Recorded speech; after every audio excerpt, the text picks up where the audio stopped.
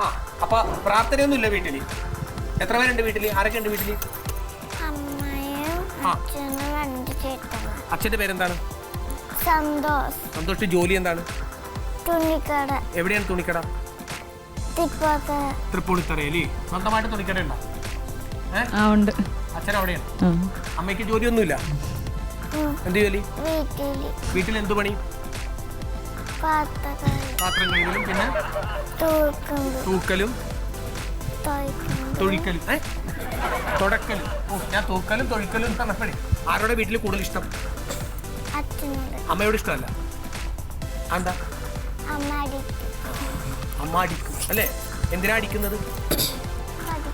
പഠിക്കാതിട്ട്. അമ്മ പഠിക്കാത്ത കുട്ടിയായിട്ടല്ലേ? ഇല്ലേ? അച്ഛൻ വഴക്ക് പറയോ അമ്മന?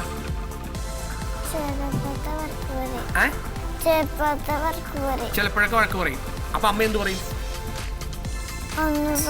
അമ്മ കരയോ? അമ്മ ചേട്ടന്മാരെ തല്ലുവോ? അച്ഛൻ ആരെങ്കിലും അടി കൊടുക്കുക? ആരിട്ടൊന്നും കൊടുക്കില്ല. ഇനി അമ്മയുടെ തല്ലു കൊള്ളുവോ? കൊണ്ടെന്ന് ഞാൻ അറിയോ? ഇല്ല. നന്നായിട്ട് പഠിക്കും. അപ്പൊ നന്നായിട്ട് പഠിക്കണം, ക്ലാസ്സിൽ മിടുക്കിയാകണം. ടീച്ചറുടെ പേരെന്താണ്?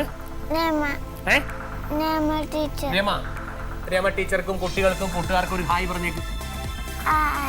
നല്ലോണം പഠിക്കണ കൂട്ടത്തിൽ വരണം, മിടുക്കിയാവണം, പള്ളൂർത്തിയുടെ അഭിമാനമായിട്ട് മാറണം.